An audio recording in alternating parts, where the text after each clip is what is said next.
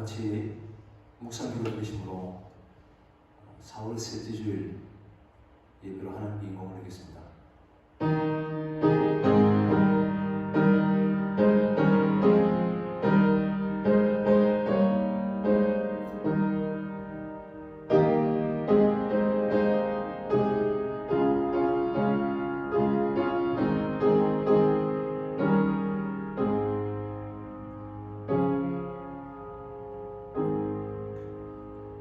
여호와여 구하옵나니 이제 구원하소서. 여호와여 우리가 구하옵나니 이제 형통하게 하소서. 여호와의 이름으로 오는 자가 복이 있으며 우리가 여호와의 집에서 너희를 축복하였도다. 아멘. 우리의 구원자 되시는 하나님 아버지, 감사와 경배를 드리는 예배로 인도하여 주심을 감사합니다. 오늘 드리는 예배가 절망한 자들에게는 소망이 되게 하시고 고통 가운데 있는 이들에게는 위로가 되게 하여 주시고 하나님의 말씀을 통해서 또한 큰 은혜를 누리게 하여 주옵소서. 무한한 영광과 존귀를 받으실 예수 그리스도의 이름으로 기원하옵나이다. 아멘. 찬송 드리겠습니다. 22장입니다.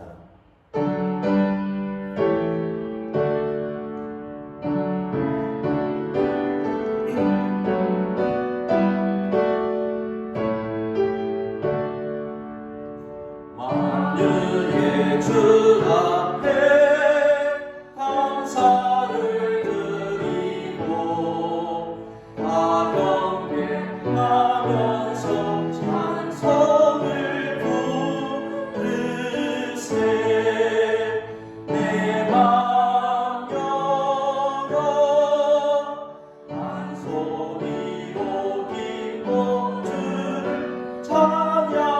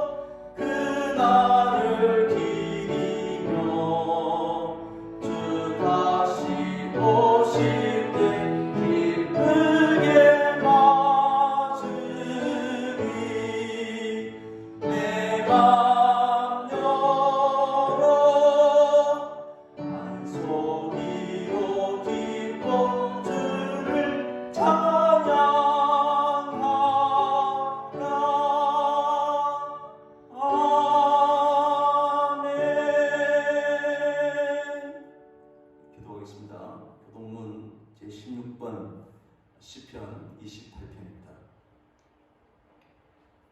기도하겠습니다. 여호와여 내가 주께 부르짖으오니 나의 반석이여 내게 귀를 막지 마소서. 주께서 내게 잠잠하시면 내가 어둠에 내려가는 자와 같아이다.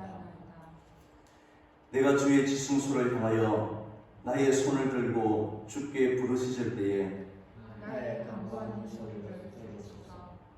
악인과 악을 행하는 자들과 함께 나를 끌어내지 마옵소서.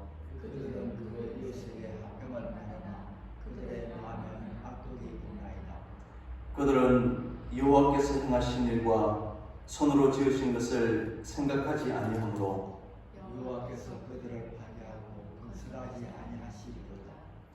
여호와를 찬송하며 내 거룩한 소리를 들으시니 여호와는 나의 힘과 나의 방패이시니 내 마음이 그를 의지하여 도움을 받았도다.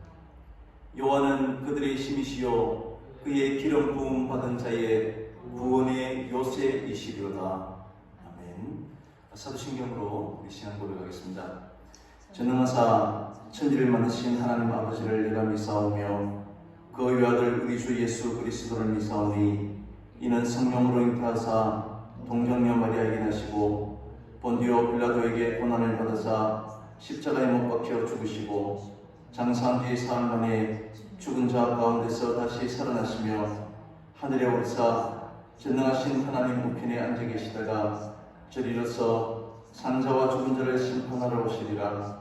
성령을 믿사오며 거룩한 공예와 성도가 서로 교통하는 것과 죄를 사하여 주시는 것과 몸이 다시 사는 것과 영원히 사는 것을 믿사옵나이다. 아멘.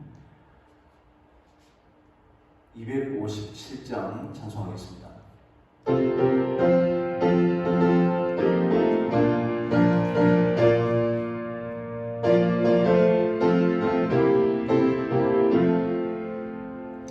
마음에 가득한 의심을 깨치고 지극히 화평한 마음으로 찬송을 부르는 어린 양 예수의 그 피로 속죄하오는데 속죄함 속죄함 주 예수 내 죄를 속했네 할렐루야 소리를 합하여 함께 찬송하세 그 피로 속죄하오는데 금이나 은같이 없어질 법으로 속죄함 받은 것 아니요 거룩한 하나님 어린 양 예수의 그 피로 속죄하오는데 속죄함 속죄함 주 예수 내 죄를 속했네 할렐루야 소리를 합하여 함께 찬송하세 그 피로 속죄하오는데 나 같은 죄인이 용서함 받아서 주 앞에 옳다하거든 확실히 믿기는 어린 양 예수의 그 피로 속죄하오는데 속죄함 속죄함 주 예수 내 죄를 속했네 할렐루야 소리를 합하여 함께 찬송하세 그 피로 속죄하오는데 거룩한 천국에 올라간 후에도 넘치는 은혜의 찬송을 기쁘게 부르는 어린 양 예수의 그 피로 속죄하오는데 속죄함 속죄함 주 예수 내 죄를 속했네 할렐루야 소리를 합하여 함께 찬송하세 그 피로 속죄하오는데 아멘. 다 같이 기도하도록 하겠습니다. 주님을 의지하고 믿음으로 살게 하시는 하나님 아버지, 주의 크신 은혜를 찬송합니다. 수많은 어려움을 겪은 이 나라를 긍휼히 여기시고 믿음의 귀한 땅이 되게 하심을 감사합니다. 비록 함께 모여 예배드리지 못하는 어려운 상황임에도 불구하고 오늘도 예배를 쉬지 않게 하시고 각 가정에서 각 처소에서 오직 하나님께 예배드리게 됨을 감사드립니다. 결코 우리 경배가 중단되지 않게 하여 주시고 어떤 형태로 드리든 오직 하나님께만 예배하게 하여 주옵소서. 우리의 삶이 경건한 삶이 되도록 하여 주옵소서. 지난 한 주간도 우리의 욕심으로 어리석은 삶을 살았음을 주님 앞에 고백합니다. 불의한 일에 발걸음이 빨랐고 쾌락의 눈길이 머물고 죄된 것에 분주했음을 주님 용서하여 주옵소서. 악을 물리치고 선을 도모할 수 있도록 주님의 선한 길로 저희들을 친히 인도하여 주옵소서. 무엇을 먹을까 무엇을 마실까 염려하지 않게 하여 주시고 항상 주님과 동행하는 성도의 삶이 되게 하여 주옵소서. 매일매일의 삶을 오직 주님께만 맡기게 하여 주시고 하나님의 귀한 말씀을 의지하며 살아가는 성도 되게 하여 주시옵소서. 하나님 아버지, 오늘도 변함없으신 주님만 바라보게 하여 주시고 하나님의 약속의 말씀을 온전히 바라보게 하여 주옵소서. 풍랑이는 바다처럼 끊임없는 질병과 고난 가운데 철저히 주님만 의지하는 그러한 삶을 살게 하여 주옵소서. 새로운 한 주간도 길이요 진리 되신 주의 인도하심에만 온전히 순종하며 살아가는 주의 모든 백성들 다 될 수 있도록 우리 하나님 함께하여 주옵소서. 모든 것을 감사하고 우리 구주 예수 그리스도의 이름으로 기도드립니다. 아멘.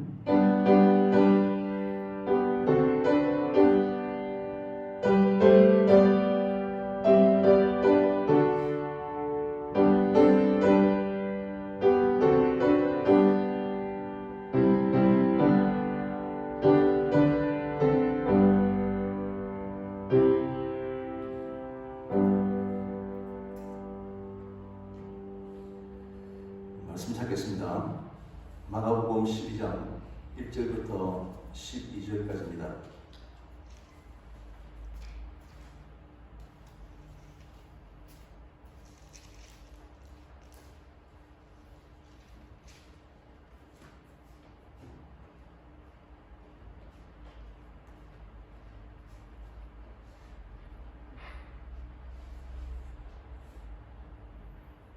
마가복음 12장 1절부터 12절까지 같이 봉독하도록 하겠습니다.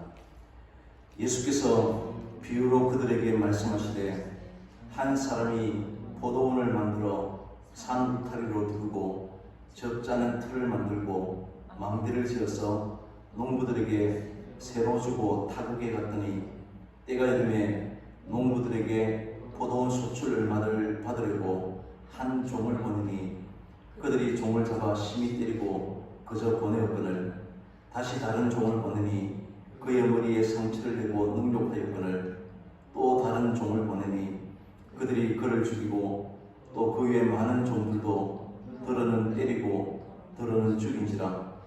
이제 한 사람이 남았으니 곧 그가 사랑하는 아들이라. 최후로 이를 보내며 이르되 내 아들은 존대하리라 하였더니 그 농부들이 서로 말하되 이는 상속자니 자 죽이자. 그러면 그 유산이 우리 것이 되리라 하고 이에 잡아 죽여 포도원 밖에 내 던졌느니라. 포도원 주인이 어떻게 하겠느냐. 와서 그 농부들을 진멸하고 포도원을 다른 사람들에게 주리라. 너희가 성경에 건축자들이 그린 돌이 모퉁이 머릿돌이 되었나니 이것은 주로 말미암아 된 것이요 우리 눈에 놀랍도다 함을 읽어보지도 못하였느냐 하시니라. 그들이 예수의 이 비유가 자기들을 가리켜 말씀하신 줄 알고 잡고자 하되 무리를 두려워하여 예수를 두고 가니라. 아멘. 종교주리에 예수님께서 예루살렘 입성하시고 또다시 날이 저물어서 배단으로 나가시고 또 오늘날 무혈날 무화과 나무를 보시고 저주하시고 또 성전을 정결케 하는 그런 일들이 우리에게 일어났습니다. 오늘 본문은 그 셋째 날 월요일날 성전을 정결케 하시고 또 밖으로 나가셔서 주무셨다가 아침에 들어오는데 무화과 나무가 다 말라버렸습니다. 이것을 본 베드로가 예수님 앞에 선생님, 이 무화과 나무가 말랐습니다 라고 말하니까 예수님께서 하시는 말씀이 11장 22절 이하에 보면 하나님을 믿으라. 내가 진실로 너희에게 이르노니 누구든지 이 산들어 들려 바다에 던지오라 하며 그 말하는 것이 이럴 줄 믿고 마음에 의심하지 아니하면 그대로 될 것이다 라고 이렇게 말씀하십니다. 무화과 나무가 저주를 받고 말라 죽었는데 예수님께서 하시는 말씀은 너희들은 하나님을 믿으라 이렇게 말씀하고 있습니다. 그러면서 그리고 너희도 의심하지 않는 그런 믿음만 있다면 이 엄청난 기적을 일으킬 수 있을 것이다 라고 이렇게 말씀하시는 것처럼 우리가 보여집니다. 오늘 조금 전 불렀던 마음에 가득한 의심을 그리고 주님 앞에 나가면 우리의 모든 것이 그대로 이루어질 것으로 우리도 그렇게 기대하는 것입니다. 더군다나 이은 24절에 무엇이든지 기도하면 다 받은 줄로 여기라 믿으라 그리하면 너희들에게 그대로 이루어질 것이다 이렇게 말씀하십니다. 우리가 믿고 기도하면 능치 못할 일이 없는, 믿고 기도하면 모든 것이 다 이루어진다 라는 우리의 생각들을 뒷받침해 줄 만한 그러한 말씀입니다. 그런데 오늘 예수님께서는 이러한 일련의 사건들을 통해서 이렇게 하시는 말씀이 우리가 의심 없는 믿음을 가질 것을 촉구하는 그러한 내용이 아닙니다. 기도하면 모든 것을 다 이룰 수 있다 라고 하는 사실을 또한 우리에게 하시는 말씀이 또한 아닌 것입니다. 예수님께서는 지난주에도 말씀드린 것처럼 이 무화과 나무가 말라 죽은 이 사건을 통해서 분명히 가르치시고자 하는 예수님의 의도가 있었던 것입니다. 무화과 나무가 저주를 받은 것은 잎만 무성했고 열매가 없었기 때문입니다. 당시의 이스라엘이 바로 이와 같은 하나님의 저주 아래 있음을 말씀하시고자 한 것인데 그것을 성전에서 장사하는 사람들을 내쫓으시는 이것을 통해서 우리에게 보여주신 것입니다. 그러나 이스라엘은 자신들의 운명이 말라버리는 무화과 나무와 같은 그러한 운명에 처해 있다는 사실을 알지 못했습니다. 그래서 잎이 무성한 채 죽어가고 있는 것이 바로 이스라엘의 현실이었던 것입니다. 오늘 우리도 이스라엘처럼 그러한 현실과 전혀 무관하다고 우리는 말할 수 없을 것입니다. 저주 아래 있는 인간의 실상을 우리는 보게 되고 그러한 자신의 죄를 대신 지시고 십자가에 죽으신 예수님의 크신 은혜를 우리가 알게 되는 것입니다. 이때 성전에서 장사한 사람들을 내쫓으신 예수님께 무슨 권위로 이런 일을 하느냐라고 강력하게 항의하는 사람들이 있는데 바로 서기관, 장로들 또한 제사장들이었습니다. 당시에 종교적으로 또 정치적으로 지도자급의 기독교에 해당되는 이러한 사람들은 자신의 이익에 막대한 손해를 끼치는 이 예수님에게 당신은 도대체 어떤 권위로 누가 허락해서 이런 일을 하느냐 라고 항의하는 이러한 사람들에게 오늘 예수님께서 비유로 들어서 하시는 말씀이 바로 오늘 12장 1절부터 12절에 해당되는 것입니다. 오늘 이 비유를 하시는 이유가 바로 오늘 본문 앞에 있는 그러한 내용에 예수님께서 가르치시고자 하는 그런 의도가 있다는 것입니다. 말씀드린 것처럼 오늘 예수님께서 항의를 받게 되는 이 날은 세 번째 날 일요일 화요일에 있었던 날입니다. 성경에 보면 이 화요일에 여러 가지 논쟁이 펼쳐지는 것을 알 수 있는데 오늘 본문에 권위에 대한 논쟁, 또 세금을 누구에게 바쳐야 되느냐라고 하는 문제가 있었고 또 사두개인들은 부활을 믿지 않기 때문에 예수님께 부활을 논쟁하는 그러한 내용이 있고 또 서기관들과 계명에 대한 그러한 논쟁들이 이 화요일에 계속해서 이어지는 것을 알 수 있습니다. 이 모든 논쟁은 바로 성전을 부정하고 또 심판에 대한 그런 적대자들이 바로 하나님이신 예수님 앞에 도발하는 그러한 내용임을 알 수 있습니다. 오늘 예수님께서는 무슨 권위로 누구 허락으로 이런 일을 하느냐라고 항의하는 사람들에게 나도 한 가지 물어볼 것이 있다라고 말씀하십니다. 질문하는 사람들에게 또다시 질문하면서 그들이 스스로 대답하도록 하시는 예수님을 볼 수 있습니다. 나도 무슨 권위로 이런 일을 하는지 너희들이 내 말을 대답해야 내가 답을 하겠다는 것입니다. 그러면서 하시는 말씀이 요한의 세례가 하늘로부터냐 아니면 사람으로부터냐 너희들이 내게 대답하라 하는 것입니다. 요한의 세례는 당시 유대인들이 갖고 있었던 기존의 모든 구원관을 다 허무는 것이었습니다. 유대인들이 그들에게 하나님이 세워주신 율법 안에서 율법을 충실하게 살게 되면 구원에 아무런 문제가 없다라고 여겼던 것이 당시의 유대인들의 구원관이었습니다. 그런데 요한의 세례는 그러한 구원관을 허무는 것이고 자신의 죄를 고백하고 참된 세례를 주시는 그러한 분으로 오시는 예수를 믿지 않으면 구원과 아무런 상관이 없다는 것이었습니다. 요한의 세례가 하늘로부터 주어진 것이다, 하늘로부터의 권위가 받게 된 것이라고 믿는다면 곧 요한이 전가한 참 세례자로 오신 예수 그리스도를 반드시 믿어야만 합니다. 이것이 요한의 세례가 세상에 나타난 다른 권위를 보여주는 것입니다. 죄 있는 자를 죄가 없다고 선언하시고 생명의 나라에 들어가게 할 수 있는 하늘의 권위를 가지신 분이 지금 장차 오실 것이라는 것입니다. 그래서 요한의 세례가 하늘로서 아니면 사람에게로서인지 아는 것은 매우 중요한 그런 문제가 되는 것입니다.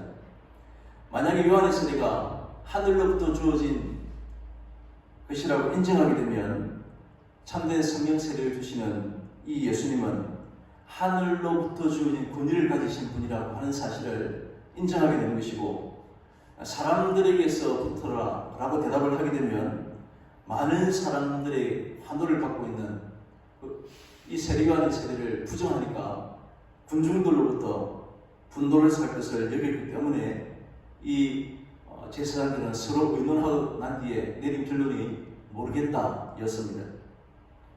이렇게 당시의 제사장들은 그들이 분명히 알고 있었음에도 불구하고 그들은 그들의 존재만, 생존에만 급급한 모습을 보여주는 것입니다. 이것이 어쩌면 오늘 우리의 모습은 아닌지 모르겠습니다. 11절 32절에 제사장들은 사람들을 두려워했다라고 말합니다. 이것은 나중에 빌라도도 마찬가지였습니다. 그러나 갈라디아서 1장 10절에 보니까 하나님에게 좋게 하랴 사람들에게 좋게 기쁨을 구하랴, 내가 지금까지 사람들의 기쁨을 구하였다면 하나님의 종이 아니니라.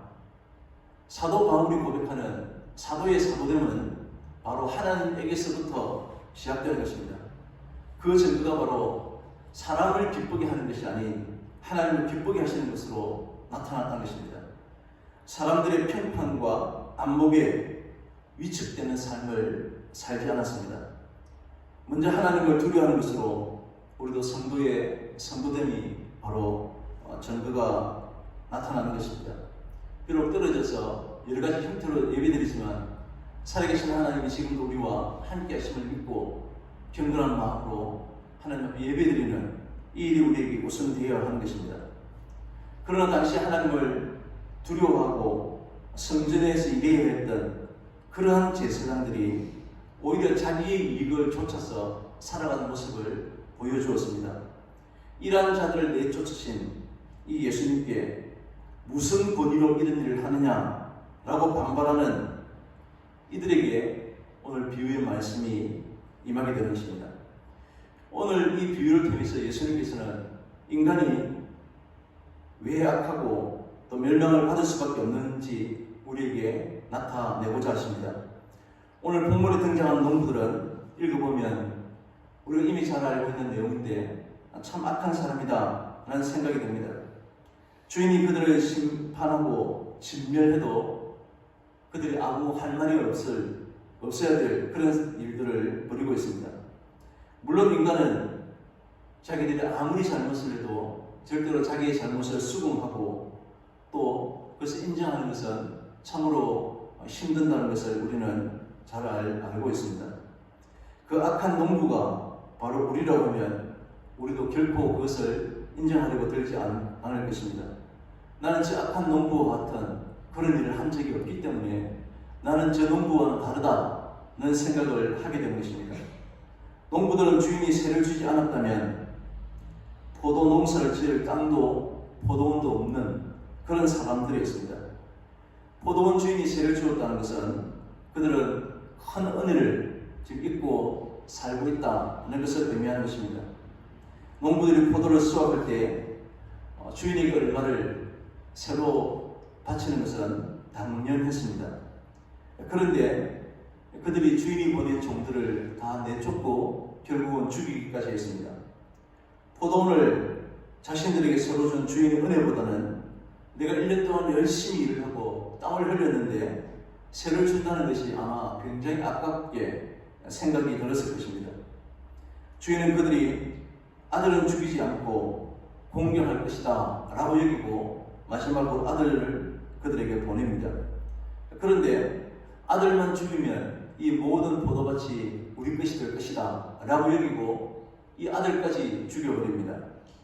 이처럼 주인의 은혜를 입었으면서도 전혀 은혜를 생각하지 않고 오히려 주인의 자리를 차지하려고 아들까지 죽이는 이러한 농부들의 행위들이야말로 주인에게 심판을 받아야 할 악한 행위임을 말하고 있는 것입니다. 아들이 상속자가 된다는 것을 농부들이 알았던 것처럼 오늘 예수님의 비유를 듣고 있는 이 제사장들도 예수님이 하나님의 아들이라고 하는 사실을 그들이 알고 있었던 것을 알 수 있습니다. 그러나 그들은 그들의 것을 절대로 놓치지 못했기 때문에 이 사실을 인정하려고 하지 않습니다. 예수님의 비유로 말씀하는 이 악한 농부는 바로 당시 이스라엘을 말씀하고 있는 것입니다. 그렇다면 이스라엘은 이 말씀 앞에서 우리가 참으로 악한 자들이었구나 라고 하면서 그들의 삶을 돌이키고 회개하는 것이 마땅했습니다. 그런데 오히려 그들은 예수님에게 불을 품고 있습니다. 마지막 12절에 그들이 예수의 이 비유가 자기들을 가리켜 말씀하신 줄을 알고 찾고자 하되 우리를 두려워하여 예수를 두고 가니라. 오늘 이 제사장들은 그런 이 비유가 자기들을 두고 하는 말인 줄 알았다는 것입니다.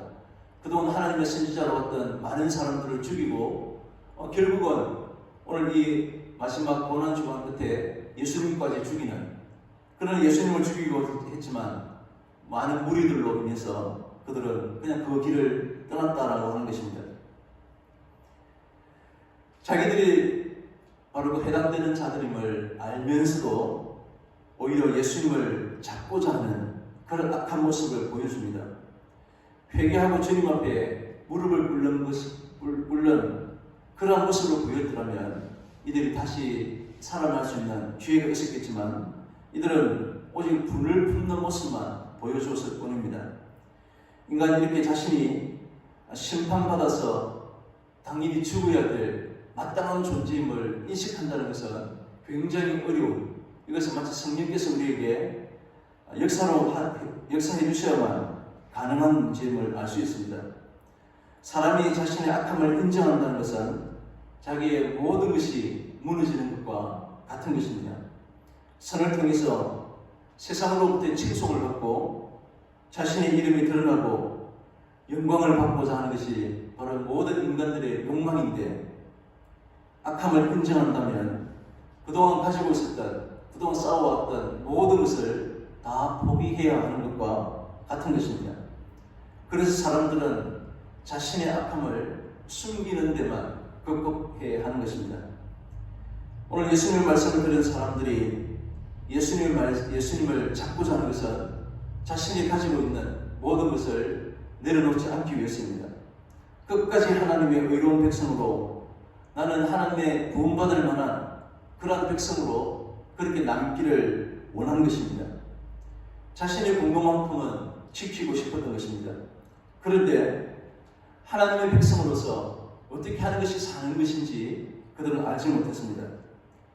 이스라엘은 그들의 존재 자체가 하나님의 은혜를 바탕으로 하고 있다는 사실을 그들은 알지 못했던 것입니다. 하나님의 은혜가 아니면 절대로 살아갈 수 없는 것이 바로 이스라엘이었고, 주인이 아니었다면 포도 농사를 지을 수 없었던 것이 바로 농부들의 삶이었던 것입니다. 이스라엘이라고 하는 민족이 존재의 가치가 있는 것이 아니라 하나님의 언약을 통해서 그들은 버림받지 아니하고 하나님의 거룩한 백성으로 그들이 존재하게 되었던 것입니다. 그렇기 때문에 이스라엘다움은 악한 자신들을 버리지 아니하고 지금도 붙들고 계시는 언약을 믿고 언약의 성취자로 오신 그 예수 그리스도의 은혜에 감사하고 사랑하는 것입니다. 그런데 오히려 하나님이 보내신 아들을 죽이기까지 했던 그들의 모습을 볼 수 있습니다. 이들은 그들의 인생에 하나님이 주인이 아닌 스스로가 주인이 되고 싶었던 것을 알 수 있습니다.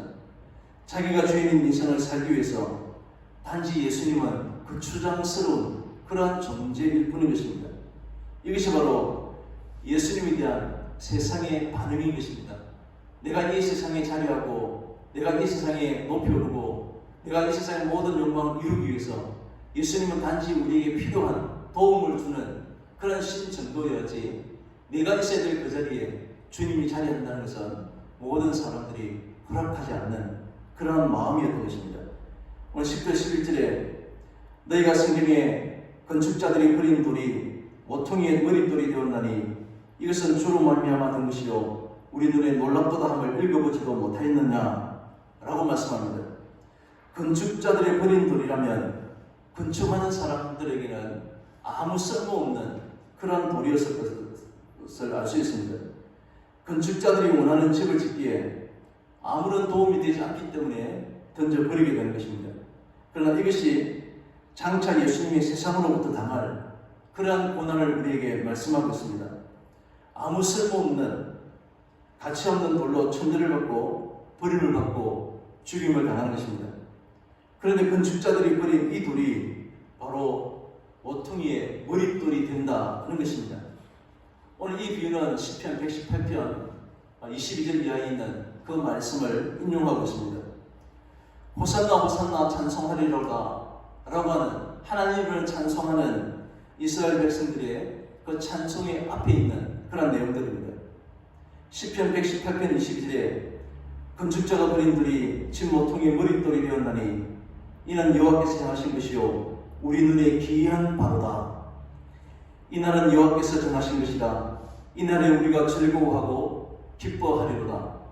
건축자들이 버린 돌이 쓸모없어 버렸다고 생각했는데 이 돌이 모퉁이의 머릿돌이 되는 그날에 오게 될 것이고 이 날에 우리 모두가 즐거워하고 기뻐하게 될 것이다. 이날은 여호와께서 정하신 것이다 라고 말하는 것입니다. 건축자들이 버린 돌이 장차 다윗의 나라 하나님의 나라를 세우실 것임을 우리에게 말씀하고 있습니다. 건축자들 이 헤롯과 제사장들이 예수님을 버렸지만 예수님은 십자가에 죽으셨으나 부활하심으로 능력으로 하나님의 아들로 인정되신 바 된 것입니다. 우리는 우리 자신들의 진노 아래 멸망당해야 될 그러한 존재임을 우리가 스스로 보여줘야 합니다.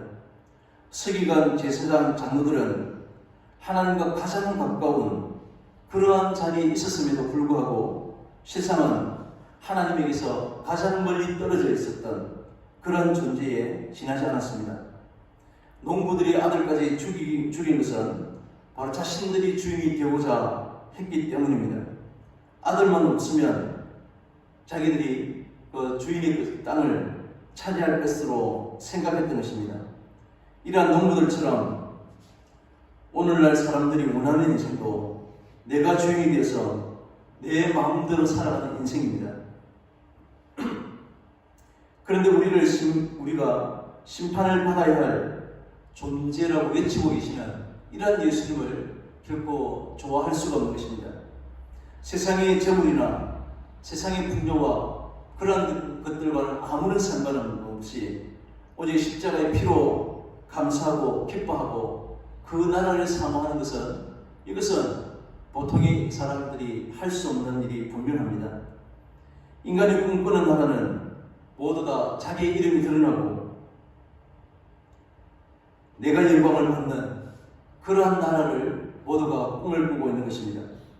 그런데도 우리는 그것이 악하다고 하는 사실을 알지 못한 채 내가 원하는 나라를 그것을 이루기 위해서 예수 그리스도가 필요한 줄로 생각하고 있는 것입니다. 그렇기 때문에 이러한 우리에게 십자가 피 흘려 죽으신 예수님은 우리로부터 버림을 받은 것이 분명해 보이는 것입니다. 믿음은 하나님이 보내신 아들을 죽인 악한 농부가 바로 우리라고 하는 사실을, 바로 나라고 하는 사실을 인정하는 데서부터 시작되는 것입니다. 그때 바로 자신이 보여지는 것이고, 보여지는 것이 아니라 바로 하나님이 우리에게 보여지기 때문입니다. 왜 예수님이 십자가만으로 되어지는 구원인가를 알기 때문입니다. 우리는 악한 존재일 뿐이고, 우리 스스로는 절대로 구원이 이루지 못할 그런 존재임을 알기 때문에 하나님의 크신 은혜가 얼마나 큰가를 우리가 비로소 절감하게 된다는 것입니다. 죄인된 우리를 멸망에서 구출할 권위는 오직 예수님에게만 있음을 기억하시길 바랍니다. 하늘의 권위는 우리를 죽음에서 생명의 자리로 이끌어가게 될 것입니다. 버린 돌이 모퉁이 돌이 된 것이 여호와께서 하신 것이요 우리 눈에 기이한 바로다. 이 권위 앞에서 우리는 그 어떠한 권위를 결코 인정할 수 없는 것입니다. 도무지 이해할 수 없고 받아들일 수 없는 이 기이한 일들을 하나님께서 다 행하셨던 것입니다. 그래서 우리는 오직 주님의 권위 앞에만 복종하는 자들이 되어야 하는 것입니다. 그래서 오늘 시편의 시인은 계속해서 118편 25절에 여호와여 구하오나니 이제 구원하소서.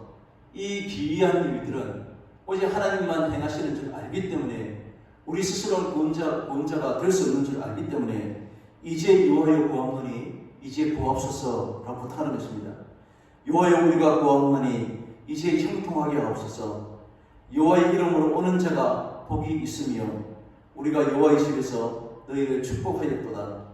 주는 나의 하나님이시라 내가 주께 감사하리다. 주는 나의 하나님이시라 내가 주를 높이리라. 여호와께 감사하라. 그는 선하시며 그의 인자하심이 영원하미로다 라고 찬송할 수 있었던 것입니다. 하나님의 아들이 바로 이 성전의 주인이심을 인정하고 그 예수 그리스도가 바로 우리를 구원할 자이심을 믿으시길 바랍니다. 여호와의 이름으로 오신 예수 그리스도가 곧 우리에게는 복이라고 하는 사실을 믿으셔야 하는 것입니다. 예수 그리스도가 바로 나의 하나님이심을 고백하고 또한 우리의 모든 허물을 용서하시고 우리를 긍휼히 여기시고 또한 용서해 주신 이런 하나님만 높임으로써 오직 하나님의 큰 기쁨이 되는 주의 사랑하는 백성으로 믿음으로 한 주간 승리하시는 사랑하는 우리 주의 모든 성도님들이 다 될 수 있으시기를 간절히 바랍니다. 기도하겠습니다.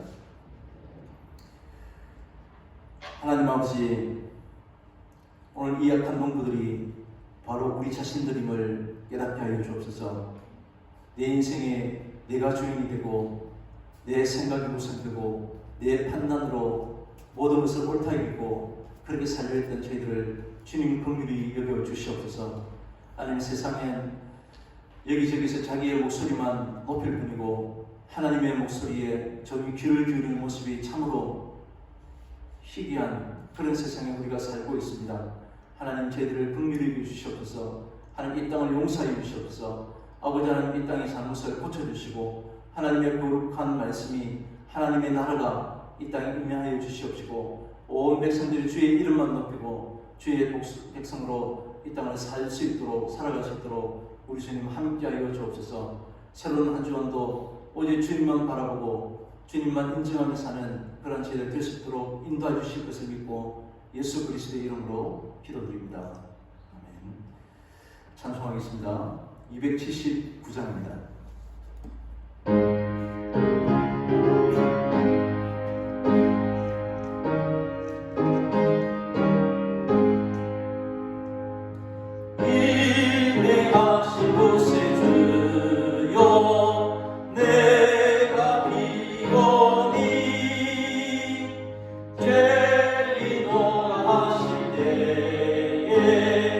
날 부르소서.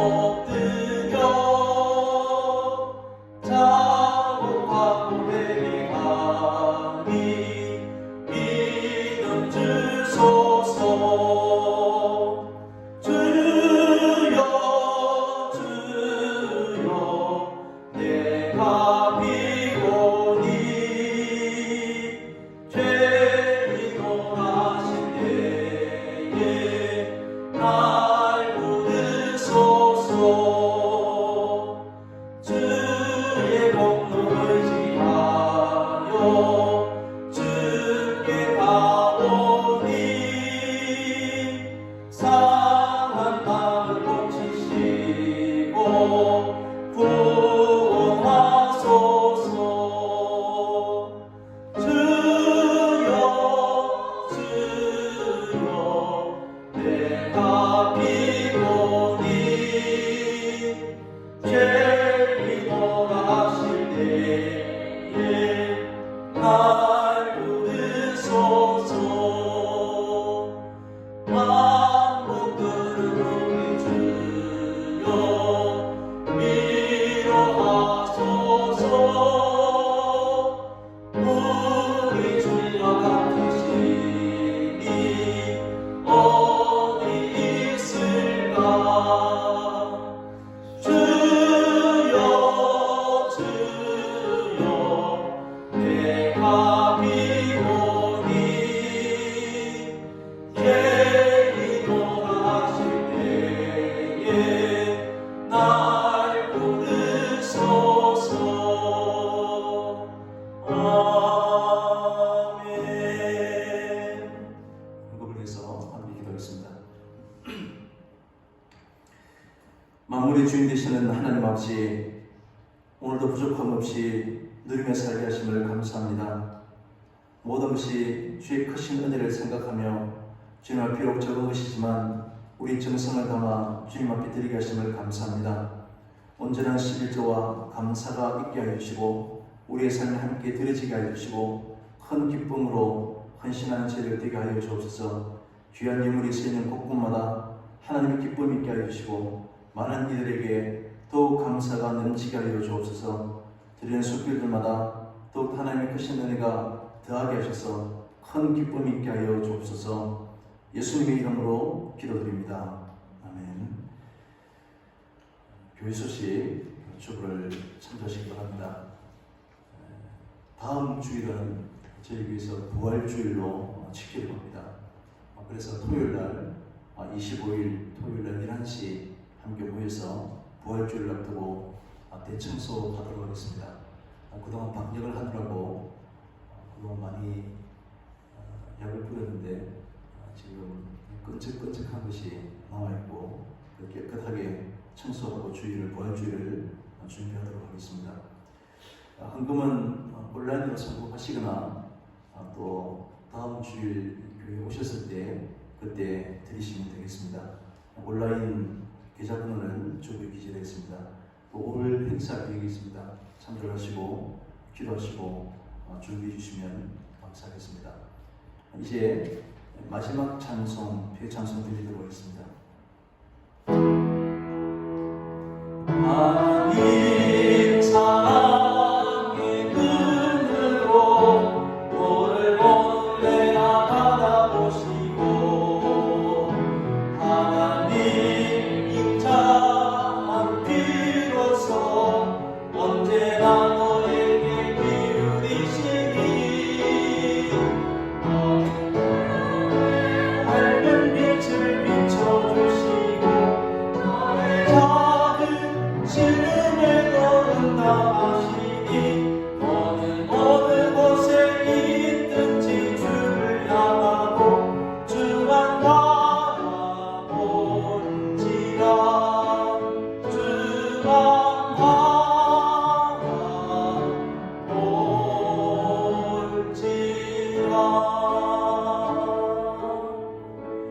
바라볼지라. 지금은 우리에게 영원한 생명을 주시는 예수 그리스도의 은혜와 어려움 가운데 고통 가운데서 건져주시는 하나님의 크신 사랑과 언제나 도우시는 성령님의 함께하심과 교통하심이 주의 사랑하는 우리 모든 성도님들과 가정과 이웃들 위해 영원토록 함께 있을지어다. 아멘.